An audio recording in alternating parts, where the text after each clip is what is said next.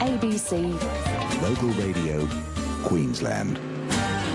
Now, before I speak with my honorary, unpaid economics contrarian commentator, someone I've decided to dub Dr. No because he says no more times than he says yes, Chris Leithner, let me just set the scene for discussions about a bill that was introduced into federal parliament this morning. It's called the Commonwealth Inscribed Stock Amendment Bill 2009. If it gets through both houses of parliament, it will mean that the Australian government can borrow $25 billion and then an additional $175 billion, making a total of $200 billion. That's a lot of debt for ordinary Australians to carry, but let's just set the scene. If the last couple of nights, Lateline on ABC TV has been just compulsory viewing. Last night, former Treasurer Peter Costello was speaking. I'll play some of his excerpts later on. The night before, former Labor Treasurer Paul Keating was speaking. It was remarkable how similar these two gentlemen's ideas and statements seem to have converged. But let me just give you Paul Keating from a couple of nights ago on his view of the global problem, first of all. We've had an expansion of credit running for 60 years, from 1947 to 2007.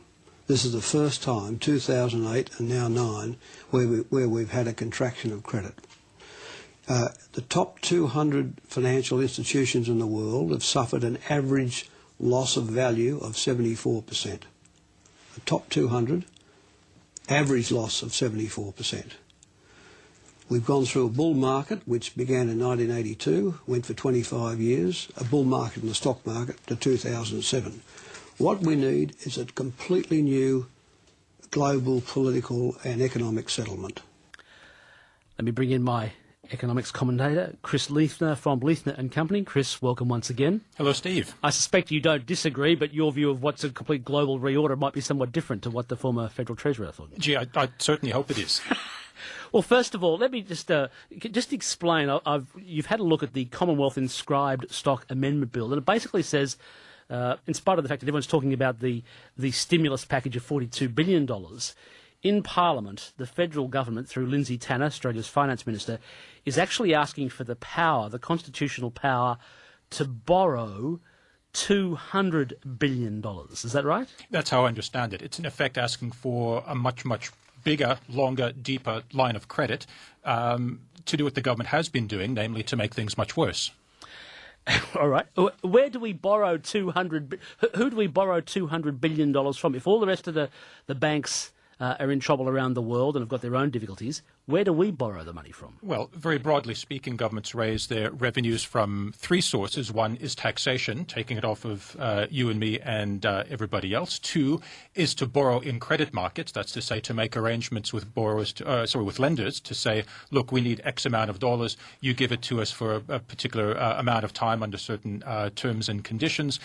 We'll pay interest along the way and hand the money, which typically is debased along the way because of the power that governments have to debase currency.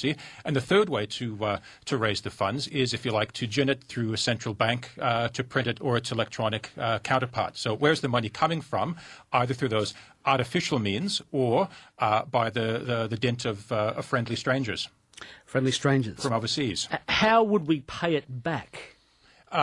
Probably in a debased currency or off the backs of taxpayers today. So what do you mean by a debased currency, Chris?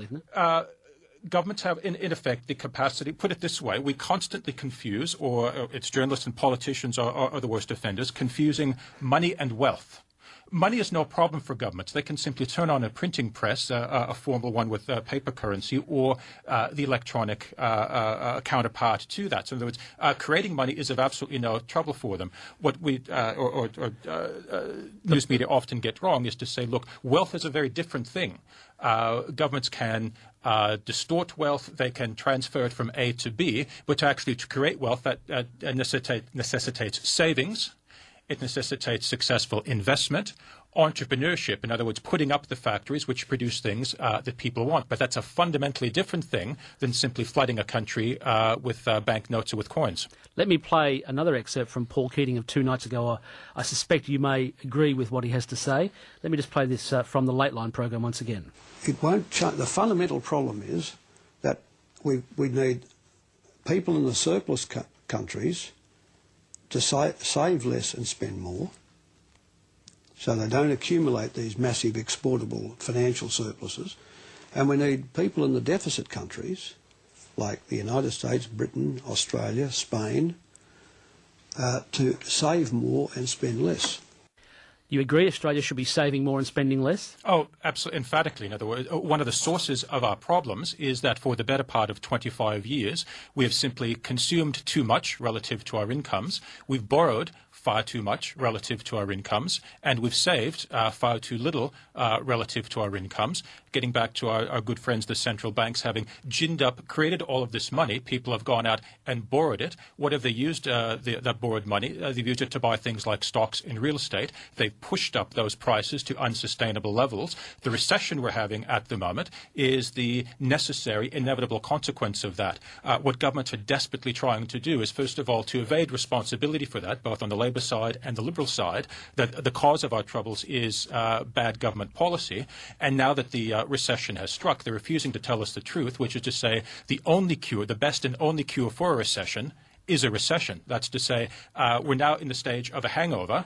Plying ourselves with more alcohol is simply going to make things much worse. In other words, borrowing more, when borrowing got us into this trouble, is no solution. Consuming more, when we've been consuming too much relative to our productive capacity, is no solution. So I think Mr. Keating, in that sense, is quite right to say, yes, we save far too little. Is then the main stimulus package that everyone's talking about today, where everyone's saying, what's in it for me, how much money am I going to get, the $42 billion from the federal government, if that goes through to both houses of Parliament, does that help us save? No. Stimulus packages do not stimulate. Governments don't create anything. They redistribute, they distort, they simply don't stimulate. So no, it's not going to help. So it's not stimulating to put. He's going to put $1,000 in Steve Austin and Chris Leith. Well, what I don't know about you. He's putting money in my pocket, Chris Leith. He's going to tax Peter. He's going to turn around or borrow from people. He's going to turn around and give the proceeds to Paul and say to Paul, "I strongly encourage, perhaps I'll demand that you go back and buy from Peter." I don't see that that's creating anything. I see lots of distortions. I see lots of price signals which are sending out false signals to people, but it creates nothing. What the government purports to tell us, we've got infrastructure packages. What they tell us, here's the bridge which you can see, and the labour, the cement, et cetera, we can see that. What they don't tell us are the projects, private sector projects, which we cannot see. Given the resources used for the projects that the government desires, there are other projects which simply cannot go ahead. They create nothing. They redistribute, they distort, but the so-called stimulus packages are simply not going to stimulate. As we discussed just a second ago, they are going to run up debt. So down the road, is it going to be a year? Is it going to be 5 years? We're going to have no stimulus, no lasting increase in productive capacity or savings, but we're going to have a much bigger pile of debt thanks to this $200 billion line of credit. Assuming it gets through the Parliament. Well, let's hope the senators do a bit of their job and ask exactly what is the logic which lies behind that. What is the evidence? And the Obama administration now has appointed people, Christina Romer is one, who's built an academic reputation on the fact that in actual fact these so-called fiscal stimulus packages don't stimulate. She made an academic reputation, going back to the analysing the situation in the 1930s, that the New Deal did more harm than good. By the end of the 1930s, unemployment was just as high as it was at the beginning of the 1930s. Debt had exploded, government expenditure had exploded, but there's nothing to show for it. Let me play, finally, one brief excerpt that Peter Costello, the immediate past federal government's treasurer, what he had to say on Late Line last night on his view of the stimulus package. Well, you know what I think one of the biggest failures of this government has been it's far from adding to confidence. I think this government has probably undermined confidence in the economy. What I would have been talking up, which the government apparently is afraid to do, was how strong the Australian position was. We had a $20 billion surplus. We had no net debt. We had a good regulatory system. We had the lowest unemployment in 30 years. I would have been saying, by the way, last year that we should be going for growth when the government was saying we should be restricting spending and raising interest rates. I guess it's not surprising that Peter Costello would say that the current government is undermining confidence. given the Australian system was so good and the Australian banks at least didn't make the same debt mistakes that other banks in the UK, Europe and the US made, why isn't the world looking at the Australian model as a good banking system, given that it now looks like very smart and prudent? For the simple reason that I don't think internationally the Australian regulatory system is that flash hot.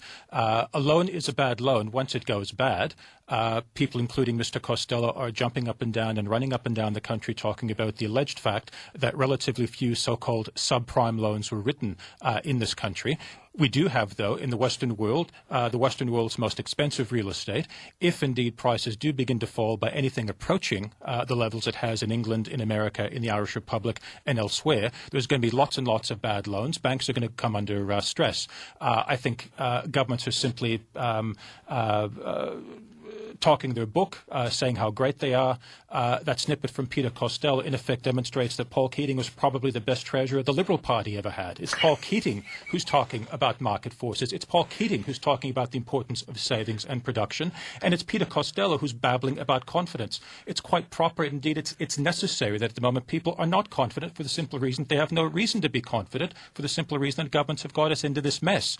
The sane thing to do is to be doubtful, is to be sceptical in the light of what governments are doing. To be confident at this stage is to adopt a sort of a Mr. Magoo approach to the world, to say that, oh, somehow, never mind all the problems that are going on, never mind all the domestically created problems in Australia, somehow Australians are exempt from the consequences of their own actions. And that simply isn't true. Thanks once again for coming in. Great pleasure.